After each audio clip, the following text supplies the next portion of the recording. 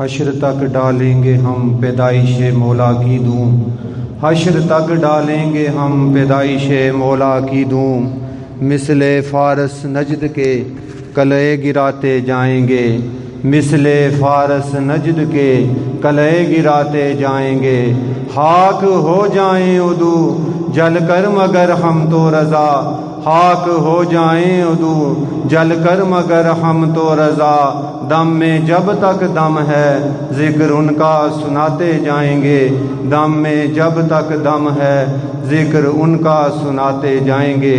آج کا موضوع سماعت فرما لیں، مسائل قرض اور لین دین قرآن و سنت کی روشنی میں۔ اب میں بلا تاخیر دعوت خطاب دیتا ہوں حضرت علامہ مفتی محمد صابر حسین صاحب کو کہ آپ یہاں مائی کے قریب تشریف لے آئیں اور اپنے علمی، تحقیقی اور بصیرت افروز خطاب سے ہمارے قلوب و اذہان کو منور فرمائیں۔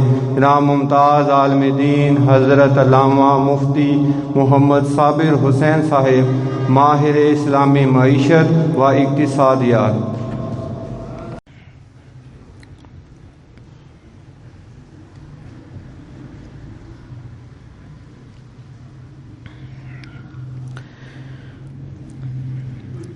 الحمد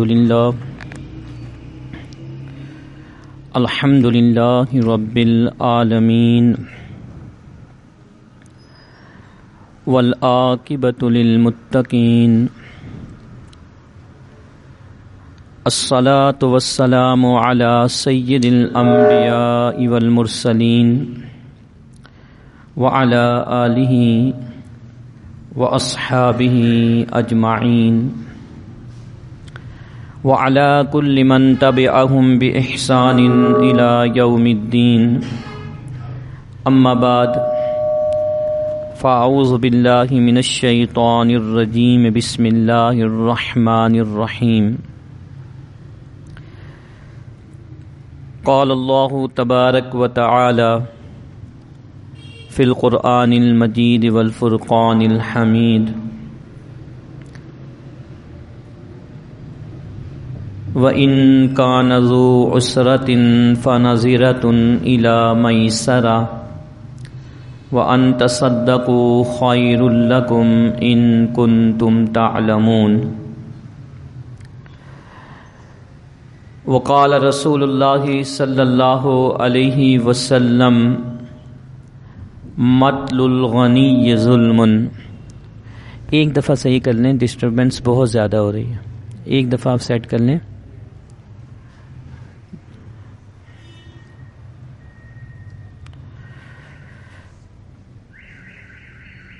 اللہم رب اشرح لی صدری ویسر لی امری واحلل عقدۃ من لسانی یفقہوا قولی۔ مولائی صل وسلم دائما ابدا علی حبیبک خیر الخلق کلہم،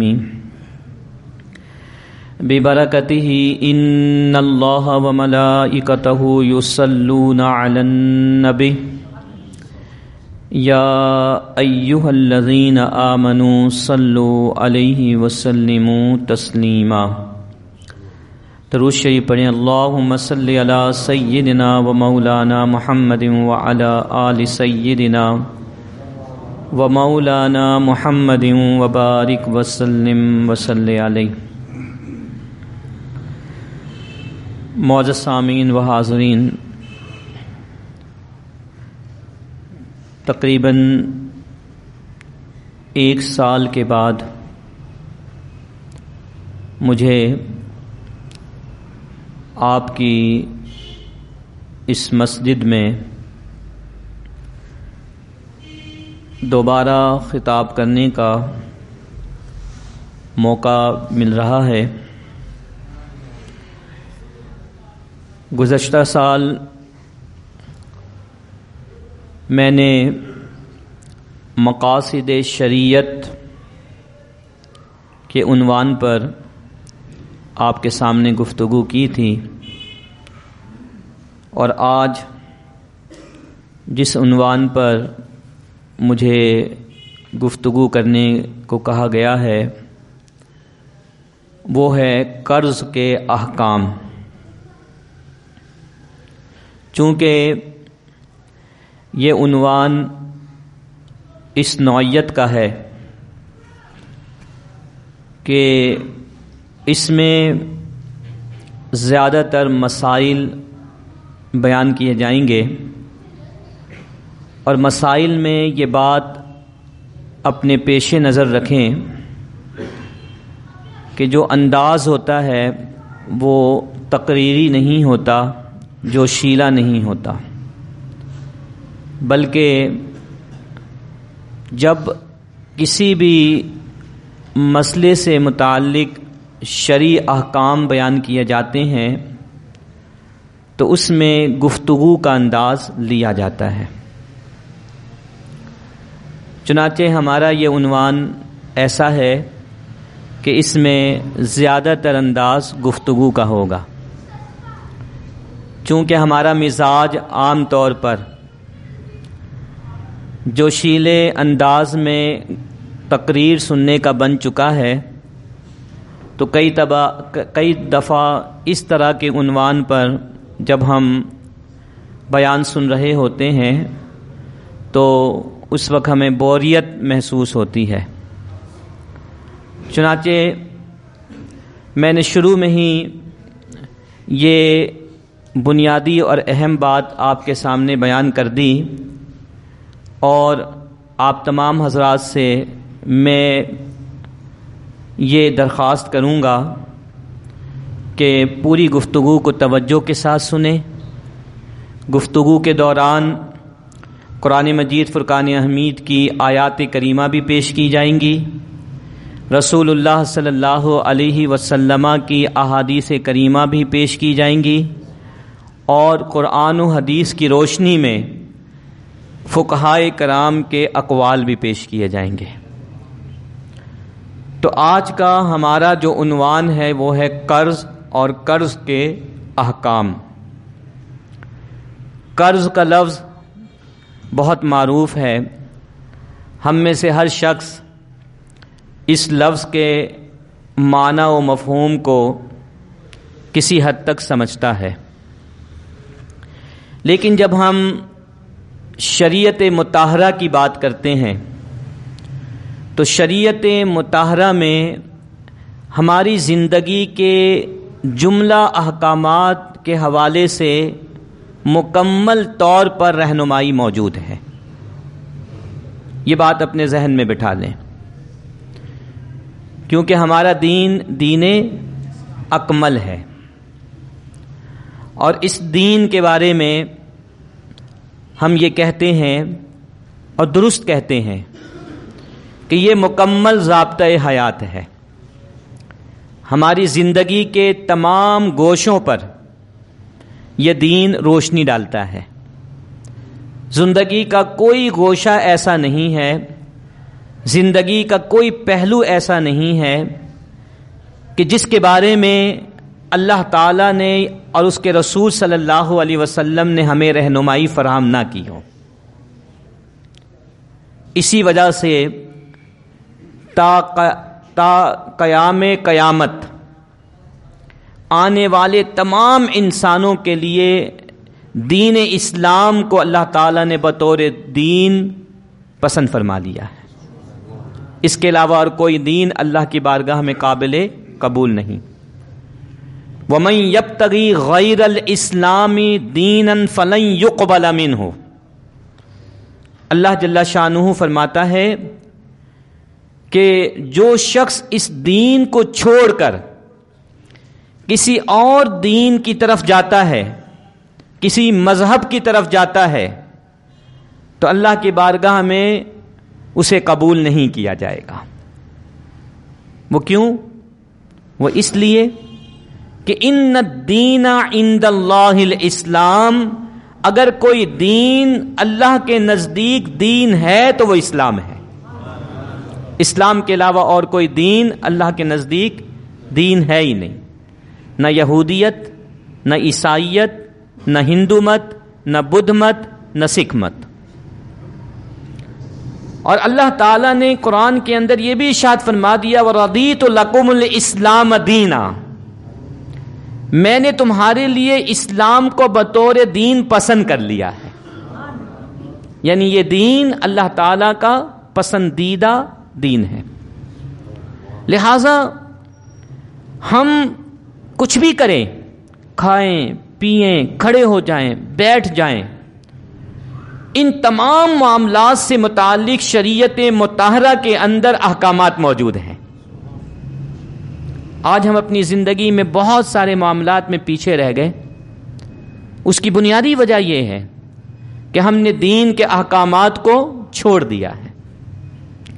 ڈاکٹر اقبال کہتے ہیں کہ تقدیر کے پابند ہے جمادات و نباتات. تقدیر کے پابند ہے جمادات و نباتات، مومن فقط احکام الہی کا ہے پابند. مومن کا کام صرف یہ ہے کہ وہ عمل کرے اور عمل کرتے وقت دیکھے کہ اللہ اور اس کے رسول کے احکامات کیا ہیں. ان احکامات کو چھوڑ کر اگر وہ زندگی گزارے گا تو اس کی زندگی اللہ کی بارگاہ میں جو ہے قابل قبول نہیں ہوگی.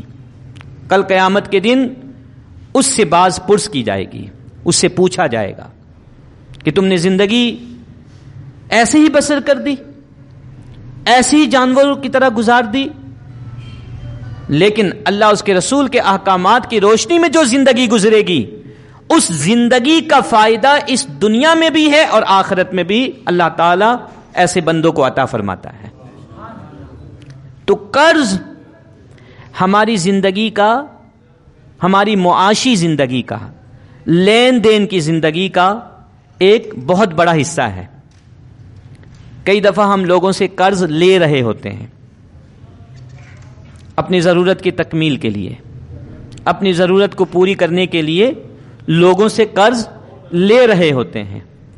اور کئی دفعہ ہم اپنے دوستوں کو، ساتھیوں کو، رشتہ داروں کو قرض دے رہے ہوتے ہیں. تو زندگی میں قرض لینا بھی ہوتا ہے اور زندگی میں قرض دینا بھی ہوتا ہے.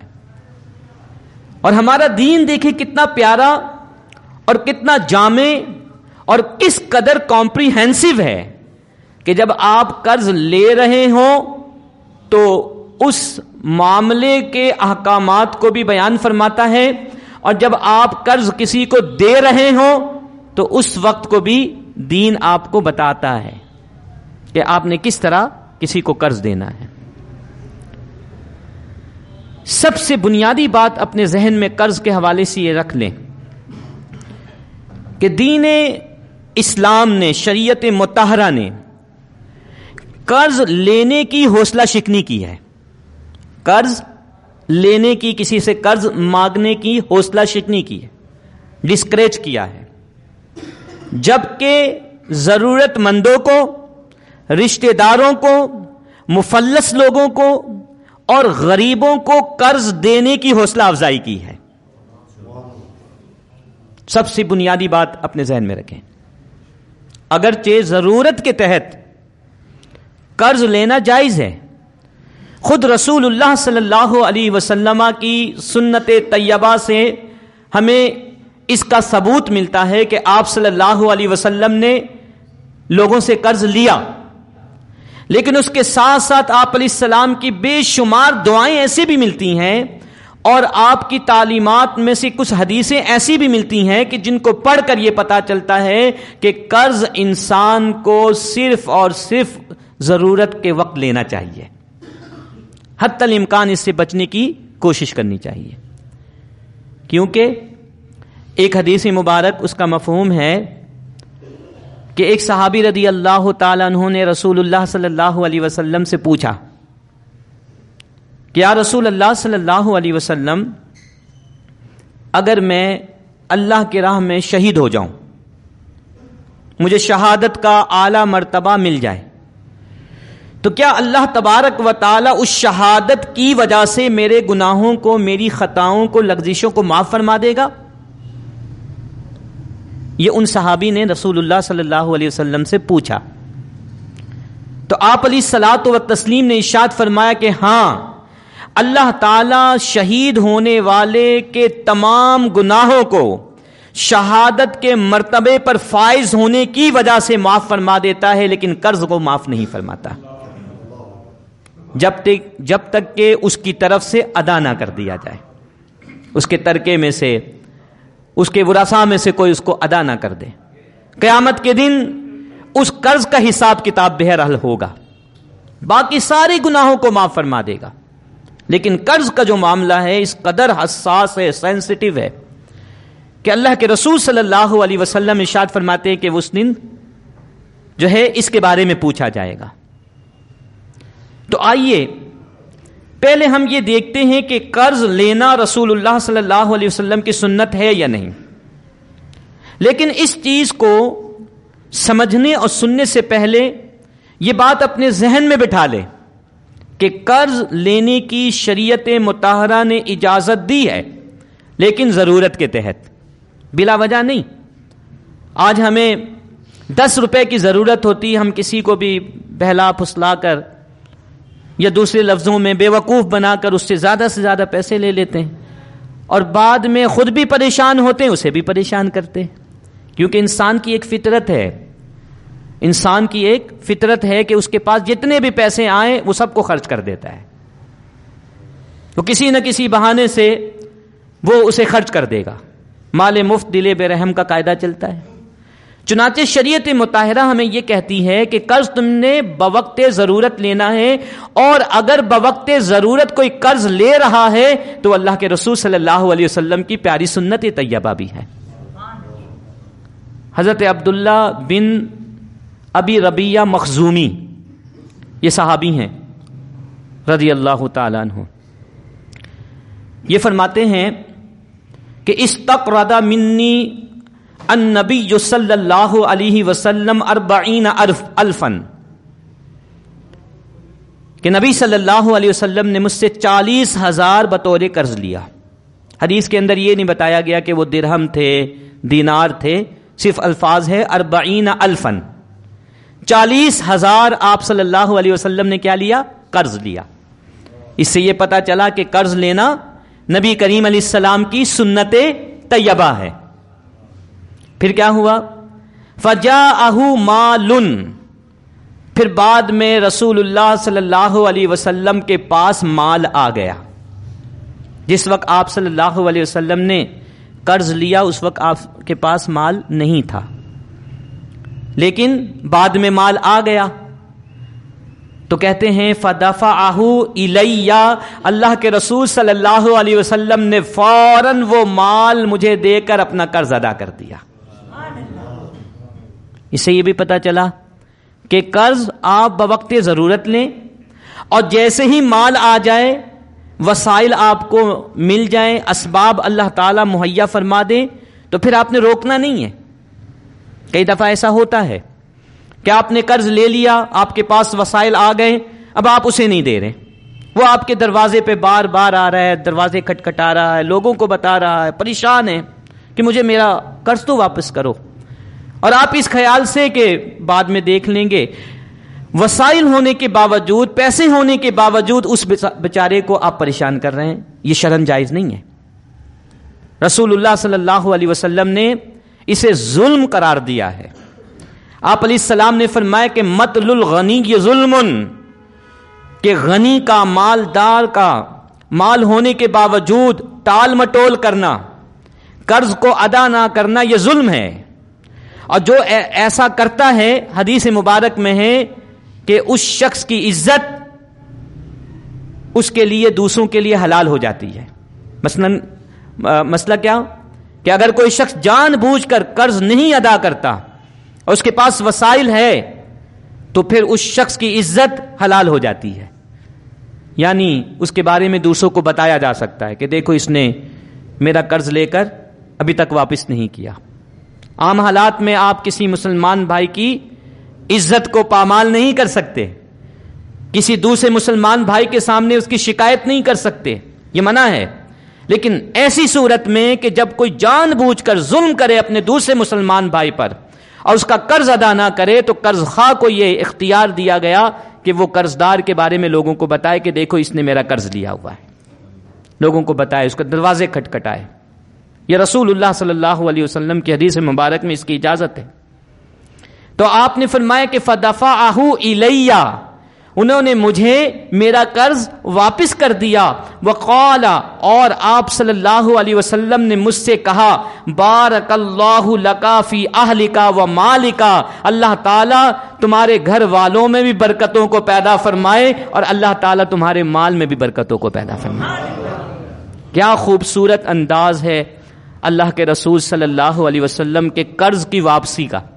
ہم تو منہ بنا لیتے ہیں، غصہ کرتے ہیں، حالانکہ اس نے احسان کیا کہ جب ہمیں ضرورت تھی تو ضرورت کے وقت اس نے اپنی جیب کے پیسے ہمیں دے دیے۔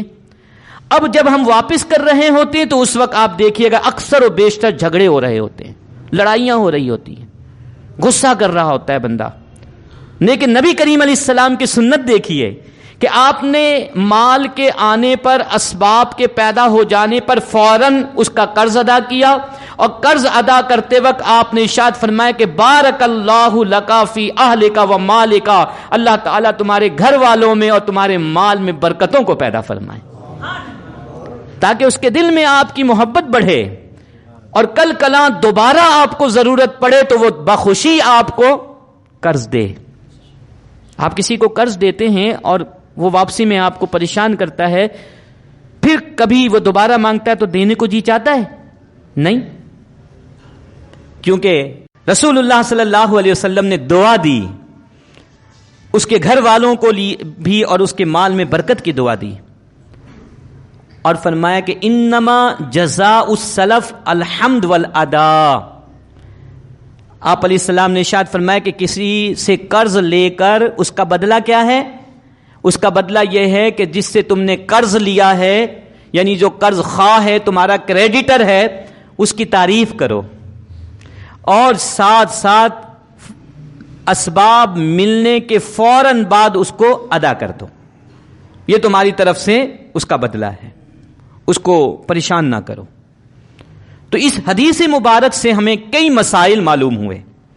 ایک تو یہ پتا چلا کہ قرض لینا شریعت مطہرہ کے اندر معیوب نہیں ہے، برا عمل نہیں ہے، کیونکہ اگر برا عمل ہوتا تو اللہ کے رسول صلی اللہ علیہ وسلم کبھی بھی اسے نہیں فرماتے۔ لیکن معیوب کب ہوگا؟ کہ جب آپ بلا ضرورت اور ادا نہ کرنے کی نیت کے ساتھ کسی سے قرض لے رہے ہوں۔ جو لوگ بعد میں آ رہے ہیں ان سے میں یہ گزارش کروں، شروع میں لوگوں سے گزارش کر چکا ہوں کہ یہ ہمارا عنوان ہی ایسا ہے کہ اس میں آپ کی بہت زیادہ توجہ مجھے درکار ہے۔ آپ تھوڑی دیر کے لیے بھی ادھر ادھر دیکھیں گے یا موبائل فون کی طرف توجہ کریں گے تو جو مسئلہ ہے وہ آپ کو صحیح طور پر سمجھ نہیں آئے گا، اور آپ کے آنے کا مقصد اور میرے بیان کرنے کا مقصد فوت ہو جائے گا۔ اس لیے آپ کی پوری توجہ درکار ہے۔ اس کے بعد نہ صرف رسول اللہ صلی اللہ علیہ وسلم کی سنت سے قرض لینے کا ہمیں ثبوت ملتا ہے، بلکہ آپ علیہ السلام کے زمانے مبارک میں بھی اور آپ صلی اللہ علیہ وسلم کے زمانے مبارک کے بعد بھی صحابہ کرام بھی ایک دوسرے سے قرض لیا کرتے تھے اور دیا کرتے تھے۔ حضرت کعب بن مالک رضی اللہ تعالیٰ عنہ، ان کے بارے میں آتا ہے کہ انہوں نے ایک صحابی حضرت ابن ابی رضی اللہ تعالیٰ عنہ کو قرض دیا۔ اب جو ابن ابی تھے وہ غالباً ان کا قرض واپس نہیں کر رہے تھے، تو ایک مرتبہ ان دونوں کا آمنا سامنا مسجد میں ہو گیا، مسجد نبوی صلی اللہ علیہ وسلم میں۔ حضرت کعب نے حضرت ابن ابی کو پکڑ لیا اور کہا کہ میرا قرض دو جو تم نے لیا تھا۔ ابن ابی کے پاس اس وقت نہیں تھا، انہوں نے انکار کیا، اور اس طرح جو ہے ان دونوں میں تھوڑی سی آواز بلند ہو گئی۔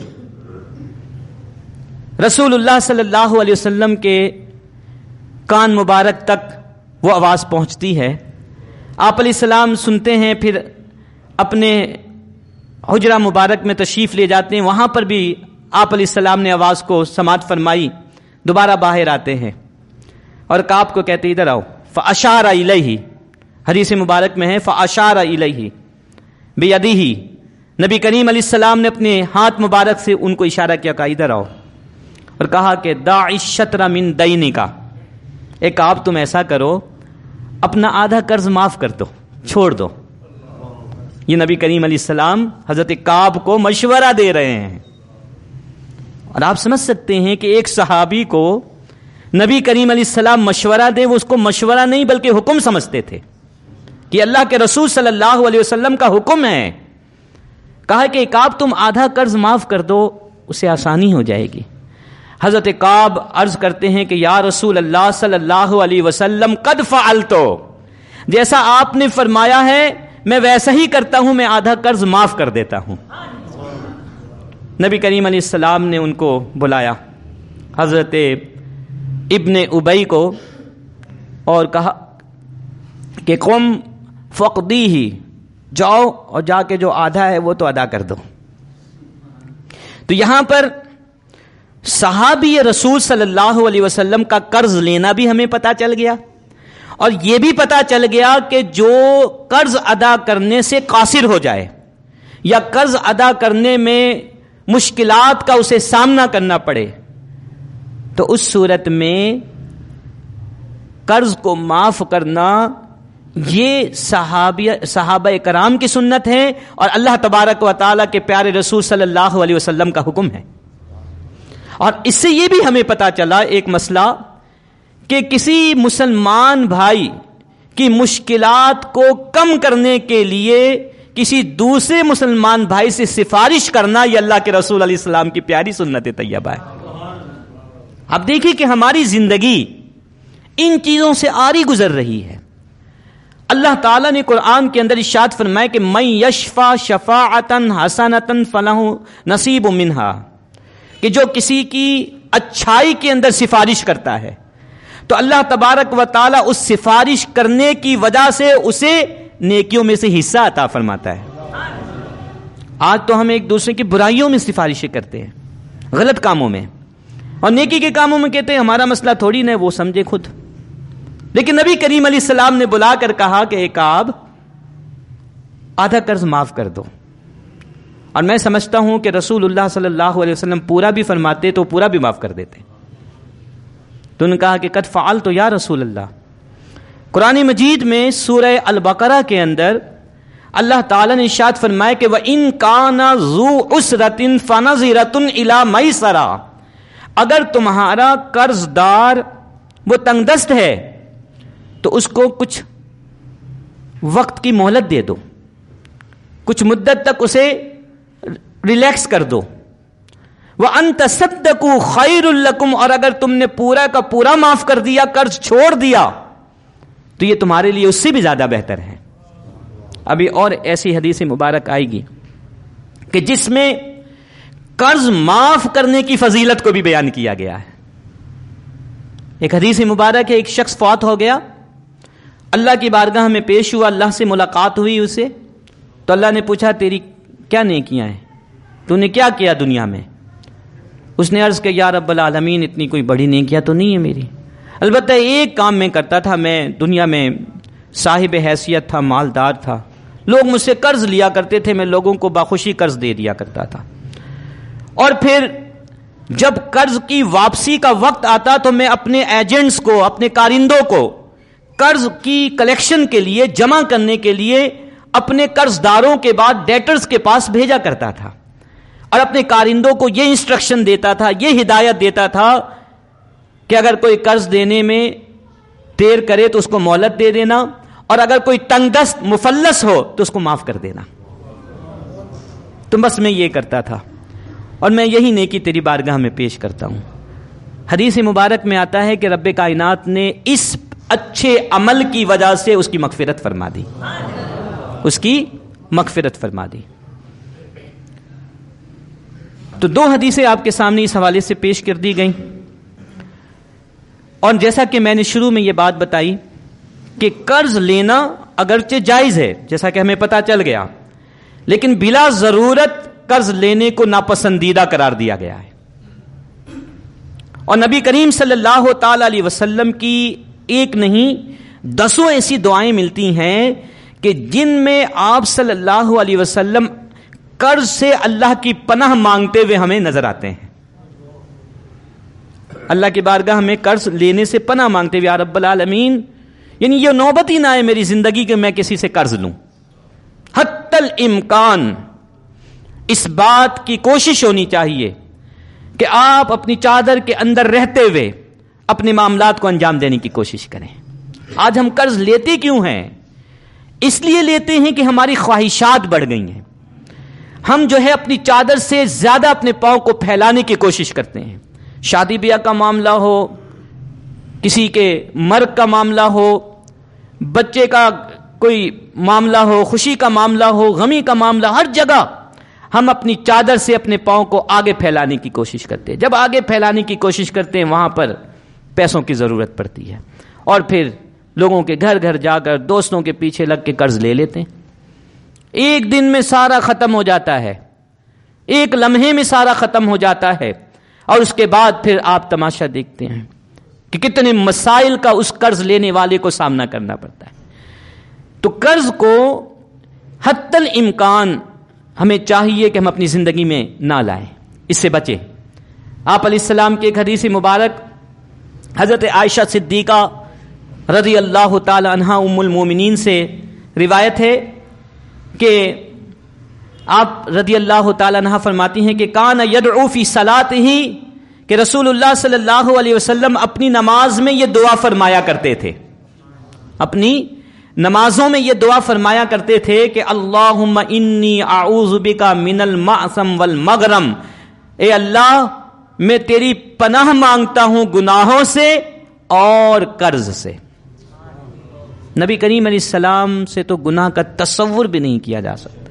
یہ امت کی تعلیمات کے لیے، امت کو سکھانے کے لیے کہ تم نے دعا اللہ کی بارگاہ میں کس طرح مانگنی ہے. پھر اسی طرح نبی کریم علیہ الصلاۃ والتسلیم نے ارشاد فرمایا، بلکہ ایک حدیث مبارک میں یہ بھی ہے کہ آپ علیہ السلام جب کثرت سے قرض سے اللہ کی بارگاہ میں پناہ طلب کیا کرتے تھے تو صحابہ کرام پوچھتے یا رسول اللہ صلی اللہ علیہ وسلم، آپ اس قدر اپنی دعاؤں میں قرض سے اللہ کی پناہ کیوں طلب کرتے ہیں؟ تو آپ علیہ السلام نے اس کی وجہ بھی بیان فرما دی. توجہ کے ساتھ سنیے، اس کی وجہ بھی بیان فرما دی. آپ نے ارشاد فرمایا کہ ان الرجل اذا غرم، جب کوئی شخص قرض لیتا ہے، کسی سے قرض لیتا ہے، تو اذا حدث فکذب، قرض لینے کے بعد جب وہ بات کرتا ہے تو اکثر جھوٹ بولتا ہے.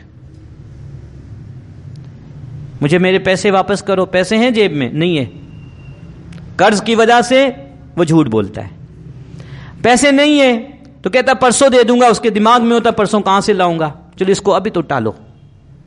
تو نبی کریم علیہ السلام نے اس کی وجہ بیان فرمایا کہ ان الرجل اذا غرم حدث فکذب، کہ جب کوئی شخص قرض لیتا ہے تو جب بھی گفتگو کرے گا تو وہ جھوٹ بولے گا. ووعد فاخلف، اور جب وعدہ کرے گا تو وعدہ خلافی کرے گا. تو قرض کی وجہ سے اس کے اندر دو بنیادی برائیاں پیدا ہو جاتی ہیں قرض لینے کی وجہ سے. ایک تو جھوٹ بولے گا اور دوسرا وعدہ خلافی کرے گا. آپ غور کریں اپنی زندگی میں، اپنے معاملات میں، کیا ایسا نہیں ہے؟ اللہ کے رسول علیہ السلام کی زبان فیض ترجمان سے نکلنے والا ایک ایک لفظ حقیقت پر مبنی ہوتا ہے. دنیا ادھر سے ادھر تو ہو سکتی ہے، پتھر کی لکیر تو مٹ سکتی ہے، لیکن نبی کریم علیہ السلام کا فرمان عالی شان غلط نہیں ہو سکتا. ہم صبح و شام اپنی زندگی میں اس کا عملی مظاہرہ دیکھتے ہیں. تو فرمایا کہ جھوٹ بولتا ہے، وعدہ خلافی کرتا ہے. اور آپ کو پتا ہے کہ یہ دونوں جو صفتیں ہیں یہ منافقت کی صفات میں سے ہیں. بڑی مشہور حدیث ہے آیت المنافقی ثلاثن، کہ منافقت کی 3 علامتیں، ان میں سے یہ 2 بھی ہیں. لہذا پھر اس کی زندگی میں ایک عجیب معاملہ ہوتا ہے، وہ بے وقت ہو کر رہ جاتا ہے، معاشرے کے اندر اس کا کوئی مقام نہیں ہوتا. لوگ اس کو دیکھ کے ہی اپنی جو ہے جگہ بدل لیتے ہیں، گلی بدل کر نکل جائیں گے. وہ شخص آ رہا وہ جس کو قرض لیتا ہے اور پھر دیتا بھی نہیں. تو قرض جو ہے اس کا انجام جو ہے بلا ضرورت لینے کی صورت میں بہت برا ہوتا ہے. لیکن جو شخص اپنی چادر کے مطابق اپنی زندگی کو گزارتا ہے، جو اللہ نے دیا ہے صبر کے ساتھ، شکر کے ساتھ اسی پر اکتفا کرتا ہے، آپ دیکھیے گا کہ بظاہر تو آپ کو غریب نظر آئے گا، اس کا گھر اتنا بڑا نہیں ہوگا، اس کے پاس بینک بیلنس نہیں ہوگا، گاڑیاں نہیں ہوں گی، لیکن سکون کی زندگی گزار رہا ہوتا ہے. لوگ اس کی عزت کرتے ہیں، لوگ اس سے ملنا جو ہے پسند کرتے ہیں. لیکن جو قرض لینے والا ہے اور ٹال مٹول کرنے والا، لوگ اس سے بھاگتے ہیں، اس کی کوئی عزت نہیں ہوتی. اسی لیے رسول اللہ صلی اللہ علیہ وسلم نے ارشاد فرمایا کہ تم قرض سے اللہ کی پناہ طلب کیا کرو. اسی طرح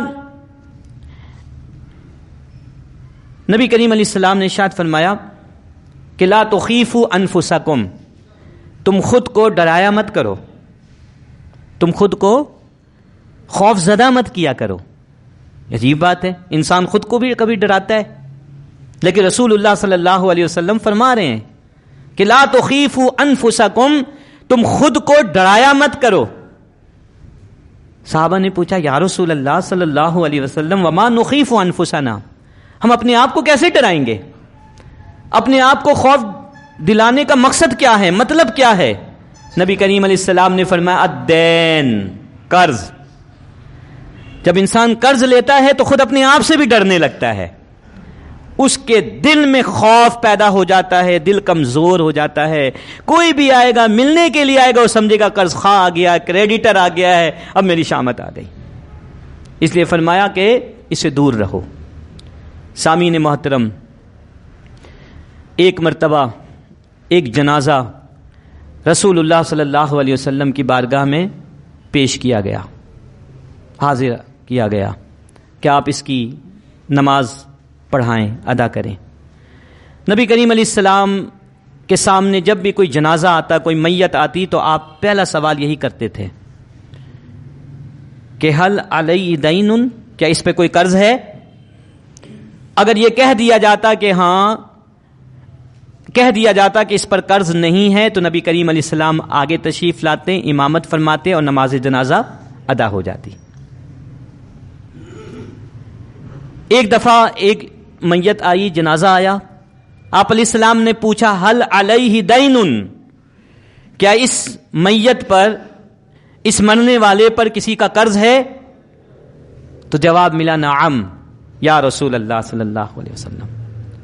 جی ہاں یا رسول اللہ صلی اللہ علیہ وسلم، یہ مقروض تھا اور قرض کی ادائیگی سے پہلے اس کا انتقال ہو گیا. تو نبی کریم علیہ السلام کو جب یہ بتایا گیا تو آپ نے کیا فرمایا؟ صلو علی صاحبکم، اے میرے صحابہ تم اپنے دوست کی نماز جنازہ خود ہی پڑھ لو. نماز جنازہ کی امامت سے آپ علیہ السلام نے انکار فرما دیا اور فرمایا صلو علی صاحبکم، اے میرے صحابہ تم اپنے ساتھی کی نماز جنازہ خود ہی پڑھا لو، میں نہیں پڑھاتا. ایک صحابی حضرت ابو قتادہ، حضرت ابو قتادہ رضی اللہ تعالی عنہ آگے بڑھتے ہیں اور عرض کرتے ہیں کہ یا رسول اللہ صلی اللہ علیہ وسلم صلی علیہ انا اتکفل بہ، آپ اس کی نماز جنازہ کی امامت فرمائیے، میں اس کی طرف سے قرض ادا کر دوں گا. آپ دیکھیے حضور نبی کریم علیہ السلام کی فہم و فراست پہ قربان جائیے. یہ ہو سکتا ہے کہ اللہ کے رسول بنفس نفیس تشریف فرما ہو اور کوئی صحابی کہ ٹھیک ہے میں پڑھا دیتا ہوں. ہم تو ایک عام استاد، ایک عام امام، ان کی موجودگی میں ایسا نہیں کرتے. کہتے نہیں استاد صاحب آپ آئیے. وہ تو اللہ کے رسول صلی اللہ علیہ وسلم ہیں، سرکار دو عالم صلی اللہ علیہ وسلم. تو ایک طرف تو آپ علیہ السلام کے اس فرمان میں یہ پیغام ہے کہ قرض کی کتنی اہمیت ہے، کہ اگر قرض کی ادائیگی نہیں ہوگی تو نبی کریم علیہ السلام اس کی نماز جنازہ ادا کرنے سے بھی انکار فرما رہے ہیں. اور دوسری طرف یہ حکمت ہے کہ اس طریقے سے کوئی نہ کوئی میرا غلام، میرا کوئی صحابی آگے بڑھے گا اور کہے گا یا رسول اللہ صلی اللہ علیہ وسلم آپ نماز جنازہ کی امامت فرمائیے، میں اس کی طرف سے ادا کر دیتا ہوں، جیسا کہ یہاں پر ہوا۔ یعنی آپ نے حکمت و دانائی کے ساتھ اس کا قرض بھی ادا کرا دیا، اور ساتھ ساتھ ہم مسلمانوں کے ذہنوں میں قرض کی ادائیگی کی اہمیت کو بھی بیان فرما دیا۔ آپ سمجھ سکتے ہیں کہ ایک شخص فوت ہو جائے، اس پہ قرض ہو، تو اس کے ترکے میں سے تجہیز و تکفین کے اخراجات کو نکالنے کے بعد ورثاء کے درمیان، لیگل ہیئرز کے درمیان ترکے کی تقسیم سے پہلے قرض کو ادا کرنے کا حکم دیا گیا ہے۔ یعنی پہلے قرض ادا کیا جائے گا، اگر اس سے بچتا ہے، اگر کچھ بچے گا تو اس بچے ہوئے کو اس کے ورثاء کے درمیان تقسیم کیا جائے گا۔ یعنی قرض اس قدر مقدم ہے کہ ایک فوت شدہ انسان، اس کا بھی قرض جو ہے ادا کرنا شریعت مطہرہ میں لازم قرار دیا گیا ہے۔ اسی طرح اب ہم یہ دیکھتے ہیں کہ قرض لینے کی صورت میں شریعت مطہرہ نے کن کن باتوں کو بیان فرمایا ہے۔ پہلی بات تو میں شروع سے کر رہا ہوں کہ ضرورت کے تحت آپ قرض لے سکتے ہیں۔ مجبور ہے، ایک آدمی ہے، اس کے پاس وسائل نہیں ہے، اب کیا کرے؟ کھانا پینا بھی ہے، زندگی کے دیگر معاملات کو چلانا بھی ہے، تو کسی مسلمان بھائی کے پاس جا کر وہ دست دراز کر سکتا ہے، مانگ سکتا ہے، اس میں کوئی حرج نہیں ہے ضرورت کے تحت۔ لیکن اس کی شرائط شریعت مطہرہ نے بیان کر دی۔ نبی کریم علیہ الصلاۃ والتسلیم نے حدیث مبارک کے اندر ارشاد فرمایا کہ جب تم قرض لو تو پہلی شرط تو یہ ہے کہ ضرورت کے تحت لو، کہ لیتے وقت تمہارے دل میں ادا کرنے کی سچی نیت ہو۔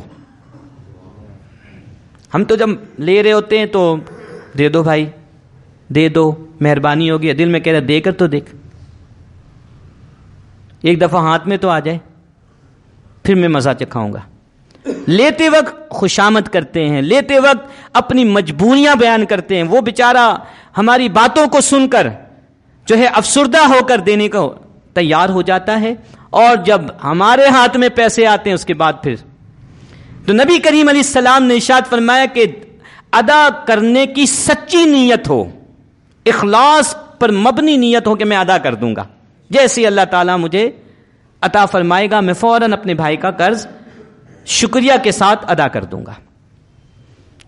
جب اس نیت سے آپ قرض لیں گے تو اس کے کیا فوائد ہیں یہ بھی سن لیجئے۔ آپ علیہ السلام نے ارشاد فرمایا کہ من اخذ اموال الناس یرید اداءها، جو شخص کسی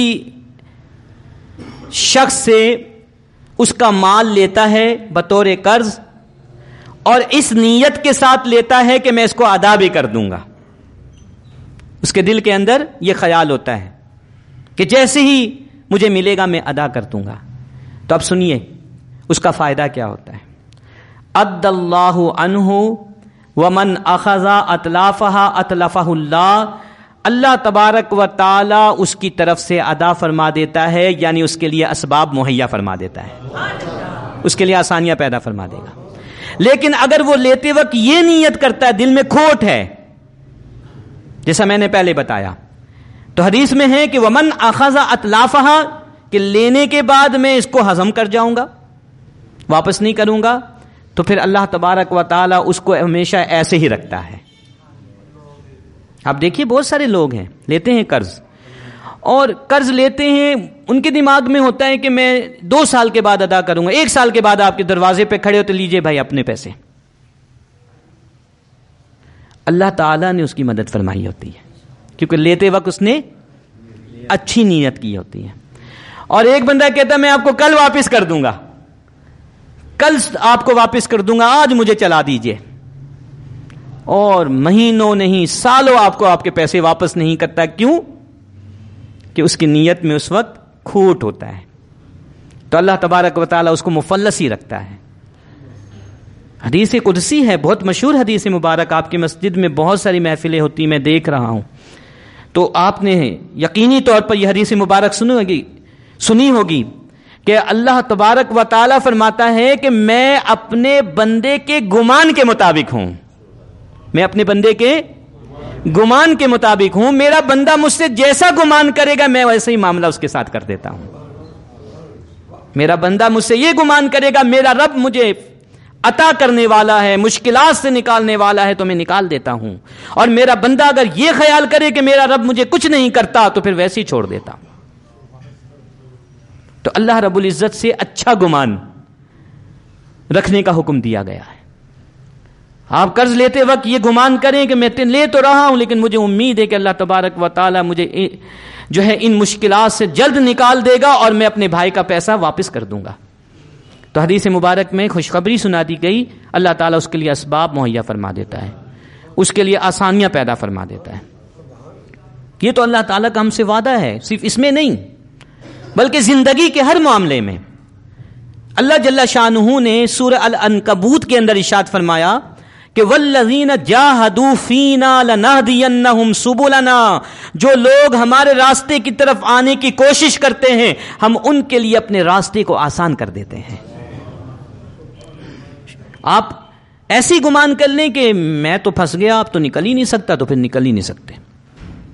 آپ مشکلات میں گرداب میں ہوں, دنیا بھر کی ساری مشکلیں اور مشکلات آپ پر پڑ جائے, لیکن آپ کہیں میرا رب ہر مشیت پر قادر ہے, اس کے لیے کچھ بھی نہیں ہے, آپ دیکھیے گا کہ پتہ بھی نہیں چلے گا, ساری کی ساری مشکلیں آپ کی ختم ہو جائیں گی. رفو چکر. اسی طرح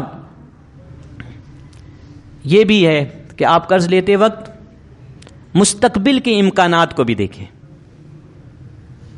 آپ اتنا ہی قرض لیں جتنا ادا کرنے کے امکانات موجود ہوں. آپ کی تنخواہ 10,000 روپے, آپ قرض لوگوں سے لاکھ لے لیں. یہ جو بنیے ہوتے ہیں لوگوں کو سود پر پیسے دیتے ہیں, اب اس پر بھی انشاءاللہ گفتگو ہوگی. سود پر پیسے دیتے ہیں قرض, اور شرط کیا رکھتے ہیں؟ چھوٹے چھوٹے قرض دیتے ہیں, 10,000 15,000 20,000. ایسے لوگوں کو دیتے جن کی تنخواہ جو ہے 10,000 15,000 ہوتی ہے. بیٹی کی شادی ہے, وہ سود خور کے پاس چلے جاتے ہیں. یہ چھپے ہوئے ہوتے ہیں, ہر محلے میں آپ کو ملیں گے, ہندو بنیے کی طرح.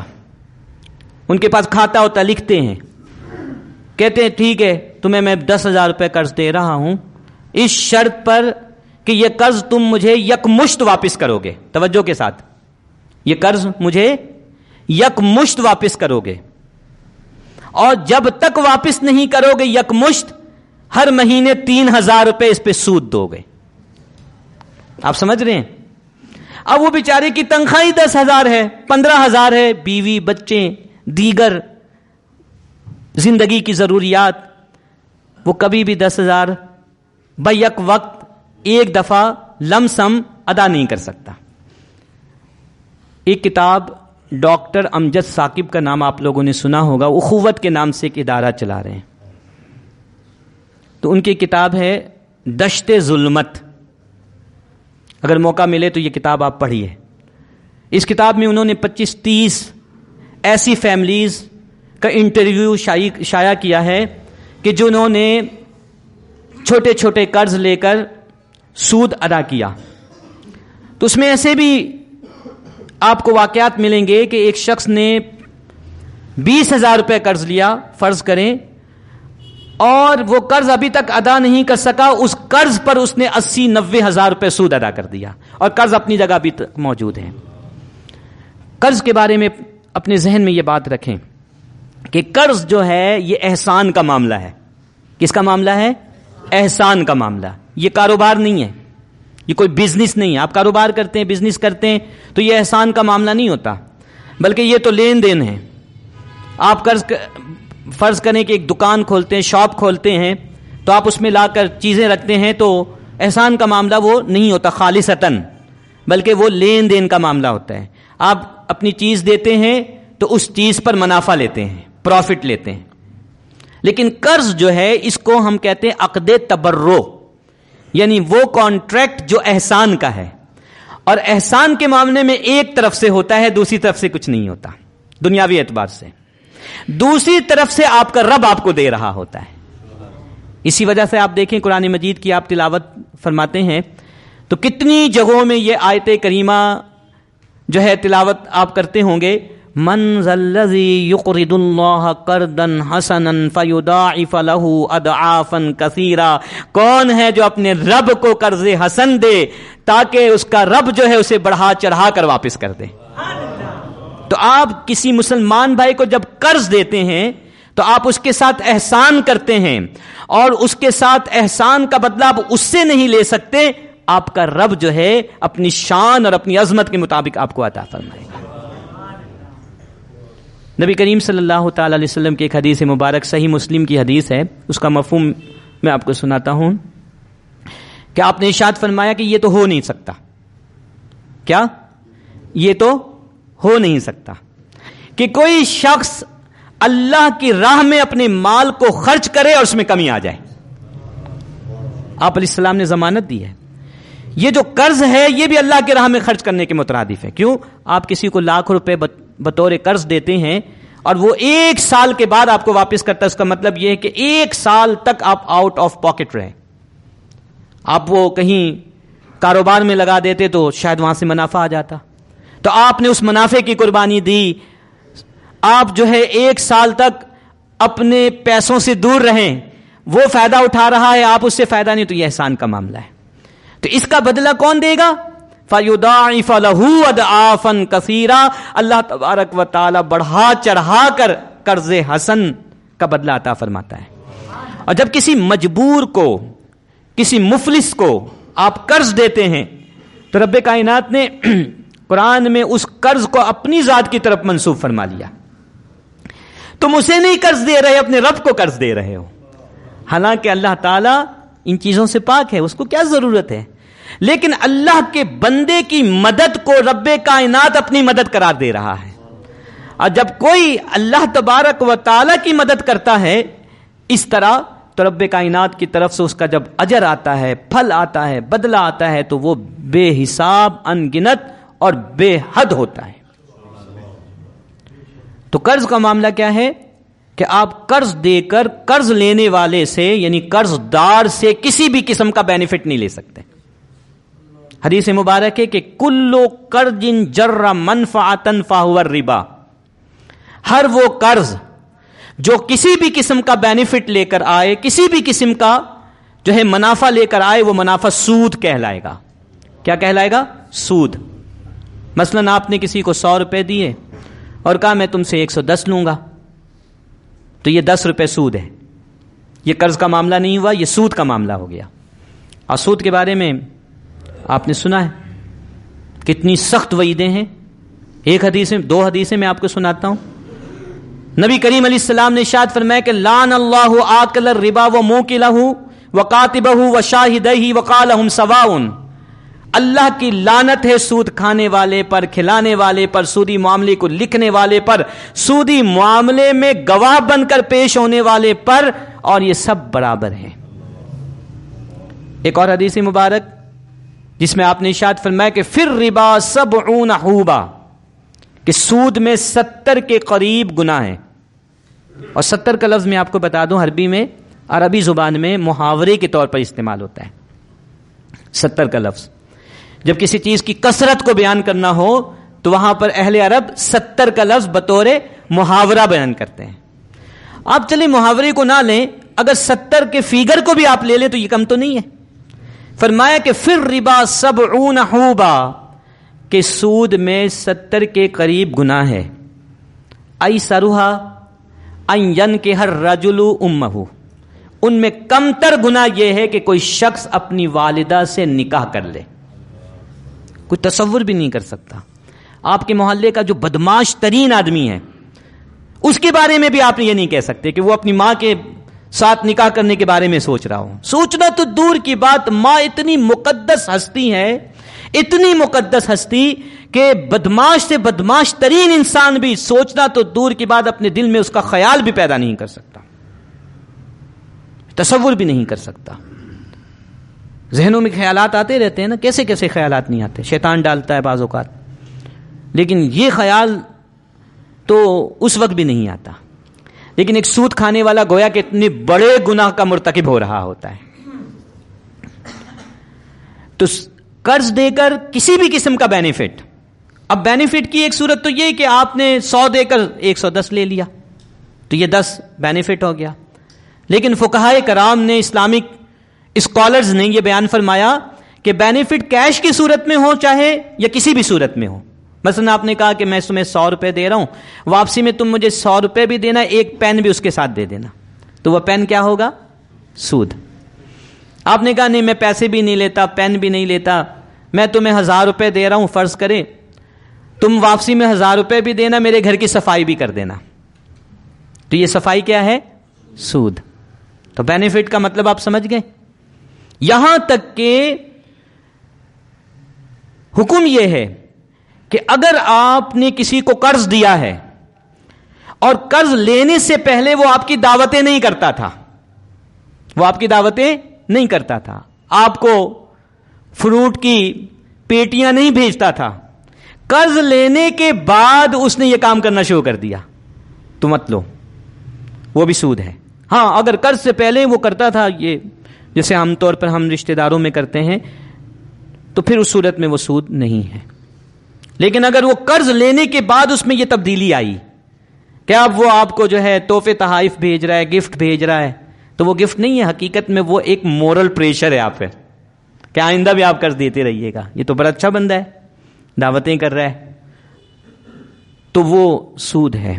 حضرت امام اعظم ابو حنیفہ رحمۃ اللہ علیہ کے بارے میں ایک واقعہ ہے کہ ایک دفعہ وہ اپنے شاگرد کے ساتھ کہیں تشریف لے جا رہے تھے، گرمی کا زمانہ تھا، دھوپ تھی اور دونوں نڈھال تھے. تو ایک جگہ سے گزرے تو دیکھا کہ ایک دیوار ہے اور دیوار کا سایہ ہے. تو شاگرد نے کہا کہ آپ یہاں آرام فرما لیں تھوڑی دیر کے لیے سائے میں. تو آپ نے کہا نہیں. شاگرد نے کہا کہ اتنی جو ہے کڑی دھوپ ہے، پریشانی ہے، تو آپ یہاں آرام فرما لیں گے تو اس میں کیا حرج ہے؟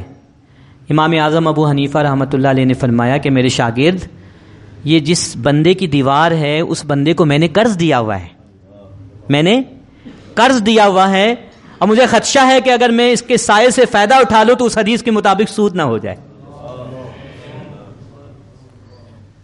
آج ہم اس حد تک جاتے ہیں. نبی کریم علیہ السلام نے ارشاد فرمایا کہ ایک زمانہ ایسا آئے گا لا یبال المرء، لوگوں کو اس بات کی پرواہ ہی نہیں ہوگی کہ وہ جو لے رہا ہے وہ حلال سے ہے یا حرام سے.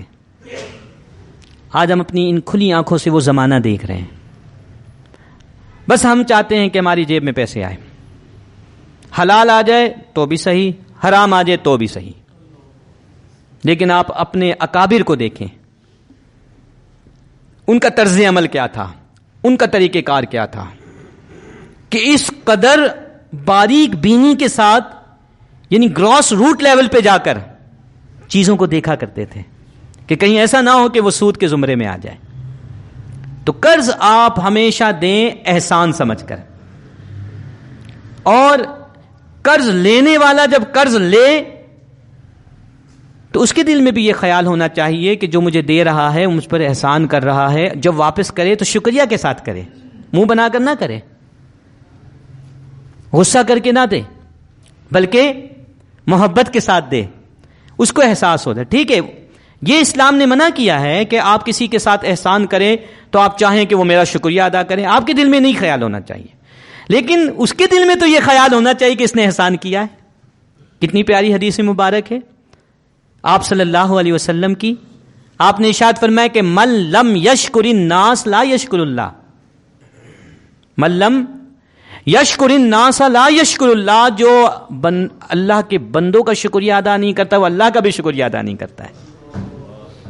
یعنی اللہ تبارک و تعالی کا شکریہ ادا کرنے کا آغاز اس کے بندوں کا شکریہ ادا کرنے سے ہوتا ہے. کتنی پیاری یہ خوبصورت بات نبی مکرم نور مجسم سرکار دو عالم صلی اللہ علیہ وسلم نے بیان فرمایا. ہم تو غصہ کرتے ہیں، کہتے اس نے کون سا احسان کر دیا، اس نے کون سا ایسا کر دیا ویسا کر دیا. نہیں، خود رسول اللہ صلی اللہ علیہ وسلم نے جب قرض ادا فرمایا تو اس کو دعا بھی دی اور بر وقت ادا بھی کر دیا. تو یہ دو پہلو ہیں. تو قرض کے معاملے کے اندر سب سے بنیادی اور اہم معاملہ یہ ہے کہ قرض احسان کا معاملہ ہے. جب آپ قرض دے رہے ہیں تو آپ احسان کر رہے ہیں, اور یہ ایسا احسان ہے کہ اس کا بدلہ آپ اس سے نہیں لے سکتے. اس سے اگر آپ ڈیمانڈ کریں گے کسی بھی کنسیڈریشن کا, کسی بھی بدلے کا, تو وہ سود ہو جائے گا. اللہ تعالیٰ نے کیا فرمایا کہ تم اس سے تو بدلہ نہیں لے سکتے, اور میرے ساتھ. ایک بندہ آپ کے احسان کا بدلہ دے گا تو کتنا دے گا؟ اس کی حد ہے. ہماری جیب میں, ہماری تجوری میں, ہمارے بینک میں, کہیں پر بھی پیسے اس کی حد ہے. لیکن وَلِلَّهِ خَزَائِنُ السَّمَاوَاتِ وَالْأَرْضِ, اور اللہ ہی کے لیے آسمان اور زمین کے خزانے ہیں. وَمَن يَتَّقِ اللَّهَ يَجْعَل لَّهُ مَخْرَجًا وَيَرْزُقْهُ مِنْ حَيْثُ لَا يَحْتَسِبُ. اگر کوئی بندہ اللہ کا خوف اپنے اندر پیدا کرتا ہے اور سود لینے سے اپنے آپ کو روک لیتا ہے قرض دینے کے بعد, تو اللہ تبارک و تعالیٰ فرماتا ہے کہ میں ایسی ایسی جگہوں سے اسے رزق عطا فرماؤں گا کہ جہاں سے وہ گمان بھی نہیں کر سکتا. ادھر آپ چھوڑیں, کیونکہ ادھر تو کا آپ نے معاملہ کر دیا, ایک غریب مسلمان بھائی کی آپ نے مدد کر دی, آپ ادھر سے مڑ کے اللہ کی بارگاہ میں آ جائیں کہ یا اللہ تیرے حکم پر میں نے اپنے بھائی کی مدد کر دی, لیکن تجھ سے میں مانگوں گا. اس سے نہیں مانگ سکتا لیکن تجھ سے مانگوں گا, کیونکہ اس سے مانگنے میں کوئی رکاوٹ نہیں ہے. وہ تو کہتا ہے اجیب دعوت الداعی اذا دعانی, میں ہر مانگنے والے کی پکار کا جواب دیتا ہوں جب بھی وہ مجھے پکارتا ہے. وہاں تو کوئی مسئلہ ہی نہیں ہے. اللہ کی بارگاہ میں آپ جتنا طلب کریں گے, جتنا طلب کریں گے اتنا ہی کم ہے, کہ وہاں کمی نہیں ہے. وہاں تو آپ یہ تصور بھی نہیں کر سکتے کہ یا اللہ میں تو نے تو اتنا دے دیا, آپ کہاں سے دے گا. معاذ اللہ, اللہ کے بارے میں یہ تصور کرنا بھی جائز نہیں ہے. انسانوں کے بارے میں ہم کر سکتے ہیں کہ کتنا دے گا بیچارہ, ابھی پرسوں تو دیا تھا, ابھی کل تو دیا تھا, ابھی صبح دیا ہے, اور کتنا دے گا. لیکن اللہ تبارک و تعالیٰ کی ذات گرامی وہ ایسی ذات ہے, آپ مانگتے جائیں مانگتے جائیں, وہاں کمی نے. محترم نبی کریم صلی اللہ تعالی علیہ وسلم نے ایک حدیث مبارک میں یہ بھی ارشاد فرمایا کہ جب ہم کسی غریب کو, کسی ضرورت مند کو قرض دیتے ہیں, تو قرض دینے کی وجہ سے, قرض میں تو یہ ہے کہ جو آپ نے قرض دیا وہ واپس مل جاتا ہے. صدقہ جب آپ کرتے ہیں تو صدقہ واپس نہیں ملتا, قرض آپ کو واپس ملے گا, جتنا آپ نے دیا اتنا آپ لے سکتے ہیں. لیکن آپ علیہ السلام کی ایک حدیث میں ہے کہ جو قرض دیتا ہے تو اللہ تبارک و تعالیٰ اسے آدھا صدقے کا ثواب عطا فرماتا ہے. اور جب وہ مہلت کا وقت آ جائے, مثلا آپ نے کسی کو قرض دیا 30 دن کے لیے, تو 30 دن تک آپ کو آدھے آدھے صدقے کا ثواب ملے گا. 30ویں دن آپ گئے اور کہا کہ میرا قرض واپس کرو, وہ کہتا نہیں ابھی میرے پاس بندوبست نہیں ہوئی, میں نہیں دے سکتا. آپ نے خوش دلی کے ساتھ اس کو مہلت دے دی, کہا چلو ٹھیک ہے کل گئے, اس نے کہا ابھی بھی نہیں, آپ نے کہا چلو پرسوں, اور اسی طرح آپ مہلت دیتے گئے. نبی کریم علیہ السلام کی حدیث مبارک کا مفہوم یہ ہے کہ آپ جتنے دنوں کی مہلت اس کو دیں گے, ہر دن کے بدلے میں اتنا جتنا آپ نے قرض دیا ہے اتنے پیسے صدقے کا ثواب ملتا چلا جائے گا. اسی لیے بعض ہمارے فقہاء کرام کے بارے میں نے پڑھا, بہت دلچسپ. غالباً مجھے, اگر میں صحیح مجھے یاد ہے تو حضرت امام اہل سنت اعلی حضرت الشاہ امام احمد رضا خان فاضل بریلی رحمۃ اللہ علیہ کے بارے میں بھی ایک واقعہ میں نے کہیں پڑھا ہے, ہو سکتا ہے کہ آگے پیچھے ہو, لیکن مجھے یاد پڑتا ہے کہ انہی کے بارے میں زیادہ مجھے یقین ہے کہ وہ قرض دینے کے بعد جب قرض دار قرض واپس نہیں کرتا تو آپ معاف بھی نہیں فرماتے تھے. کیا معاف نہیں فرماتے تھے, آپ اس کو مہلت دیتے چلے جاتے تھے. کسی نے کہا آپ مہلت کیوں دے رہے, معاف کر دیں. کہ نہیں معاف نہیں کروں گا, کیونکہ ہر دن کے بدلے میں مجھے اتنے ہی پیسے صدقہ کرنے کا ثواب اللہ کے رسول صلی اللہ علیہ وسلم کے فرمان کے مطابق ملے گا. معاف کر دوں گا تو چیپٹر اسی دن کلوز ہو جائے گا. تو نیکی میں کس قدر حریص تھے ہمارے اکابر, ہم تو گناہوں میں حریص تھے نا، وہ نیکیوں میں حریص ہوتے تھے، نیکی کمانے کے وہ بہانے ڈھونڈتے تھے کہ کس طرح ہم کوئی کام کریں کہ ہمیں نیکیاں ملیں. تو حدیثوں کے اندر سے بھی وہ اس طرح کی باتوں کو نکال کے اپنے لیے نیکی کمانے کا جو ہے ذریعہ ان کو بنا لیا کرتے تھے. ایک حدیث مبارک ہے جس میں آپ صلی اللہ تعالی علیہ وسلم نے ارشاد فرمایا کہ من یسر علی معسر، کہ جس نے کسی تنگ دستی میں آسانی پیدا کی، یسر اللہ علیہ فی الدنیا والآخرہ، اللہ تعالیٰ دنیا میں بھی اور آخرت میں بھی اس کے لیے آسانیوں کو پیدا فرمائے گا. تو یہ قرض دراصل کسی مجبور، مفلس اور غریب مسلمان بھائی کی تنگی کو دور کرنے کا ایک بہترین ذریعہ ہے. میں نے دونوں پہلو بتا دیے. ایک پہلو قرض لینے کا ہے، اس میں نے بتایا کہ بلا ضرورت آپ قرض نہ لیں. آپ کو کوئی دے بھی رہا ہو نا، آپ کہ نہیں بھائی بہت شکریہ، مجھے دینا بھی تو ہے، لیکن ہم لے لیتے ہیں کہ ابھی تو آ رہا ہے. تو ایک پہلو یہ ہے قرض لینے کے حوالے سے کہ آپ حتی الامکان بچیں، اور جب آپ دیکھیں کہ کوئی بھی اور کوئی صورت نہیں ہے تو آپ لے لیں. اور دوسرا پہلو ہے دینے کا، کہ اگر کوئی مسلمان بھائی آتا ہے اور واقعتاً وہ مجبور ہے تو آپ دینے میں وہاں پر سستی کا مظاہرہ نہ کریں. نبی کریم علیہ السلام کی ان حدیثوں کو سامنے رکھتے ہوئے فوراً اس کی مدد کرے. اللہ تعالیٰ دنیا میں بھی اور آخرت میں بھی دینے والے کے لیے آسانیاں پیدا فرمائے گا. تو سامعین محترم، آج کے اس بیان میں اختصار کے ساتھ قرض کے جو ضروری احکام تھے وہ بیان کیے گئے. اللہ تعالیٰ سے یہ دعا کریں کہ رب کائنات ہمیں ان باتوں پر عمل کی بھی توفیق عطا فرمائے، اور ہمیں رب العالمین اپنے پیارے حبیب صلی اللہ تعالی علیہ وسلم کے وسیلہ جلیلہ سے دوسروں کی محتاجی سے محفوظ و مامون فرمائے. ایک سوال ہے کہ بینک سے قرض لینے کے بارے میں کچھ وضاحت فرما دیں. دیکھیں، جو میری معلومات ہے اس معلومات کے مطابق جتنے بھی کنونشنل بینکس ہیں جو وہ قرض دیتے ہیں تو اس پر سود بھی چارج کرتے ہیں. جو بھی قرض دیں گے اس پر سود چارج کریں گے. تو قرض لینا بینکوں سے یہ اس وقت ناجائز ہو جائے گا کہ جب آپ قرض لے کر ان کو سود دے رہے ہیں. اور کنونشنل بینک کوئی بھی ایسے نہیں ہے کہ جو بغیر سود کے کسی کو قرض دے رہے ہوں. پھر انہوں نے یہ بھی سوال کیا کہ جو بینک شرعی اصولوں کے نام پر قرض دے رہے ہیں اس کے بارے میں بتائیں، یعنی اسلامی بینکوں کے بارے میں.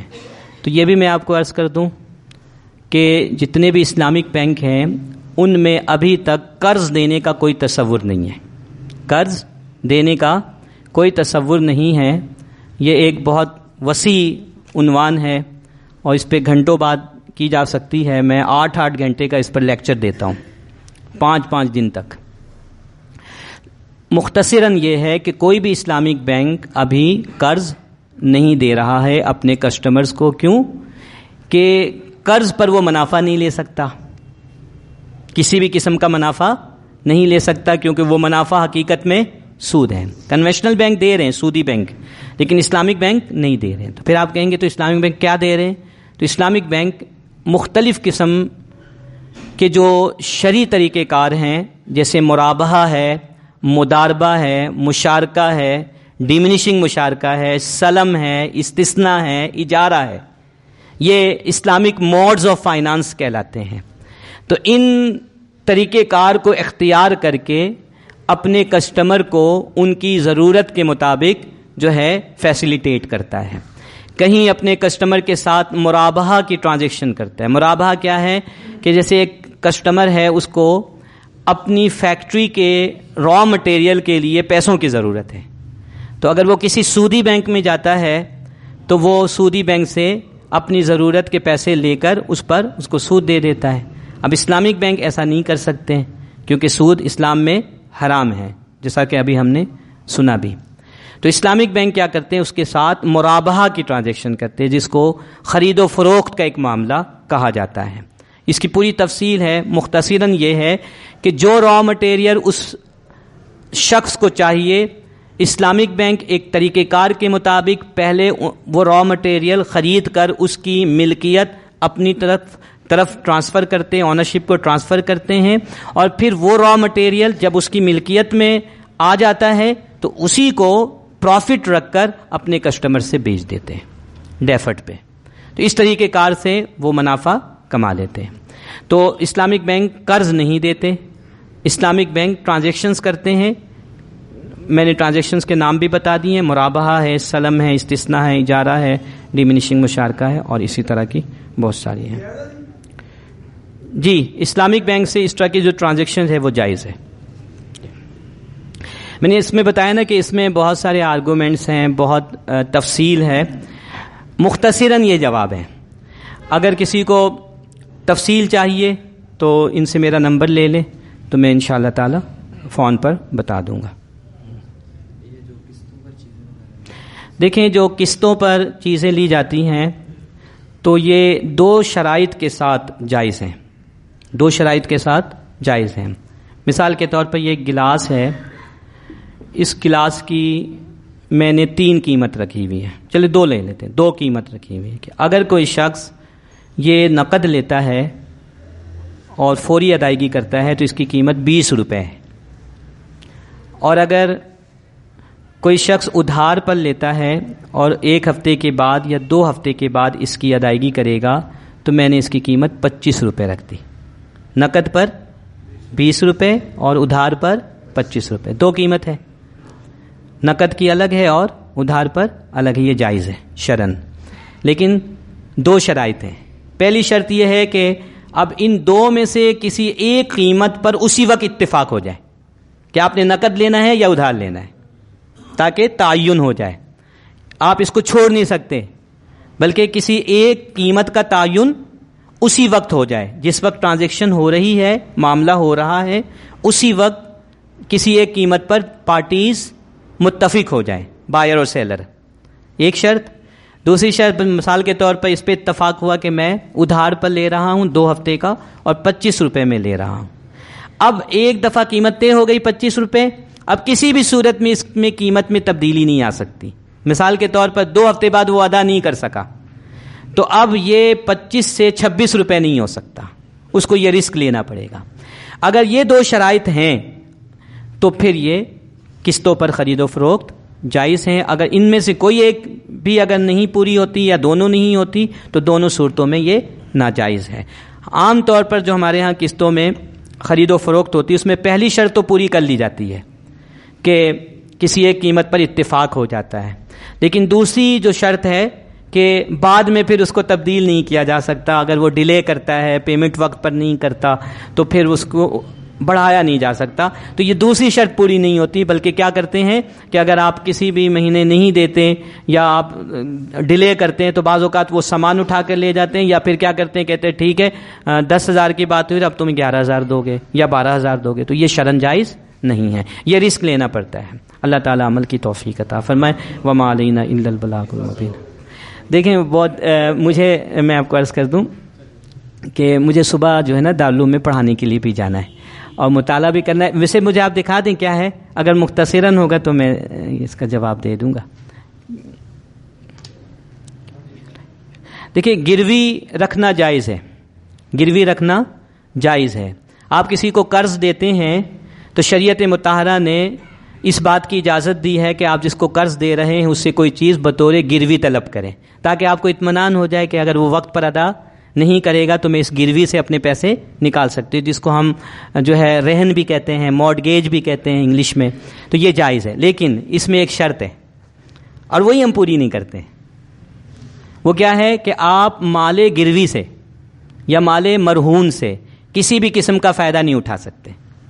مثال کے طور پر کسی نے آپ سے 1,00,000 روپے قرض لیا اور بطور گروی اپنے زیورات رکھوا دیے، تو یہ جو زیورات ہے یہ گروی ہے اور جو پیسہ آپ نے دیا وہ قرض ہے. تو اس گروی سے اب آپ کوئی فائدہ نہیں اٹھا سکتے. یہ نہیں ہو سکتا کہ آپ اپنی زوجہ کو یا بیٹی کو یا کسی کو بھی خاتون کو آپ دے دیں چلو جی استعمال کریں، نہیں. اسی طرح اگر فرض کریں کہ آپ نے کسی کو 10,00,000 روپے قرض دیا اور اس کا گھر بطور گروی رکھ لیا، تو اب اس گھر سے آپ کوئی فائدہ نہیں لے سکتے، اگر آپ نے لیا تو وہ سود ہو جائے گا۔ ہمارے ہاں اسپیشلی لاہور میں، ابھی چونکہ میں کراچی سے یہاں آیا ہوں تو یہاں میں دیکھ رہا ہوں کہ اس طرح کے معاملات ہو رہے ہیں کہ کوئی کسی کو 10 لاکھ روپے دیتا ہے، اس کے بدلے میں اس کا گھر لے لیتا ہے اور کہتا ہے کہ جب تک وہ 10 لاکھ مجھے واپس نہیں کرے گا اس وقت تک میں اس کے گھر سے فائدہ حاصل کرتا رہوں گا، چاہے میں خود رہوں یا کسی کو کرائے پہ رکھ کر اس کا کرایہ میں لیتا رہوں گا، یہ سود ہے۔ ٹھیک ہے، تو گروی رکھنا جائز ہے، لیکن گروی سے فائدہ حاصل نہیں کیا جا سکتا، جس کا ہے وہی فائدہ لے سکتا ہے۔ مثال کے طور پر آپ نے 10 لاکھ روپیہ دے کے کسی کا گھر گروی کے طور پر لے لیا اور اس گھر میں کوئی کرایہ دار ہے، تو اس کا جو کرایہ آ رہا ہے اس کا مالک کون ہوگا؟ وہی گھر والا۔ آپ کے پاس بطور گروی یعنی ایک طرح سے سیکیورٹی کے طور پر، اطمینان قلبی کے لیے کہ اگر خدا نخواستہ وہ ڈیفالٹ کرتا ہے، نہیں دیتا ہے، تو میں گھر بیچ کر اپنا پیسہ نکال لوں گا۔ لائف انشورنس جائز نہیں ہے، اس کی وجہ یہ ہے کہ اس میں سود کا بھی ایلیمنٹ ہے، اس کے اندر گیمبلنگ بھی ہوتی ہے، اس کے اندر ایک غرر ہوتا ہے، انسرٹینٹی کی جو صورتحال ہے وہ بھی پائی جاتی ہے۔ تو ان 3 وجوہات کی بنا پر ہمارے اسکالرز نے، شریعہ اسکالرز نے، علماء کرام نے اس کو ناجائز قرار دیا ہے۔